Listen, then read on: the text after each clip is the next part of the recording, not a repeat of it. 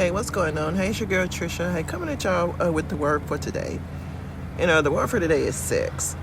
I believe that's the number one thing that's really like destructive and really like destroying relationships and really putting people in situations where maybe they really don't want to be in, but they're in due to the sex.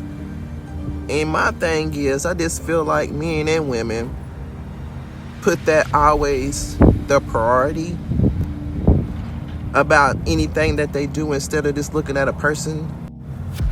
But yeah, instead of really looking at who that person really is inside and to really get to know that person. And then it's like a tug of war sometimes with men and women once you do get in a relationship.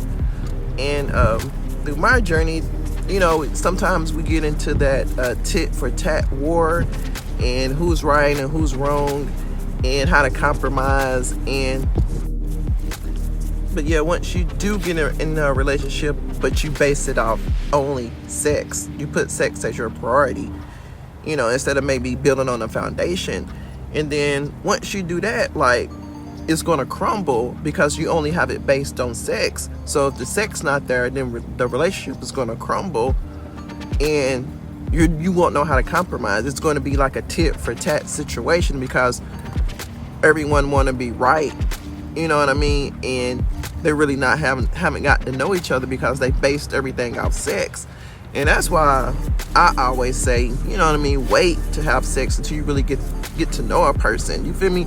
True enough, sex is important in a relationship, but I think to know that person first, like really get to know that person inside and out, get to know when that person's angry, when that person's sad, what makes that person happy, you know what I mean, how that person loved, how that person's not being loved. Really get to know a person before you lie down with a person, you feel me? Because I always say it creates soul ties, and soul ties are like it's a chemical release in your brain. It's like almost taking a hit of cocaine. That's what they say. Like you can get addicted to sex, and all things are out the window. It'll be like a toxic relationship once you put sex in the at the top.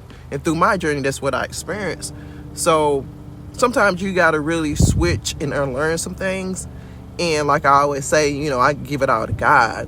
You feel me? And you can't go you can't be black or white with God or in or out with God. You got to go the fourth.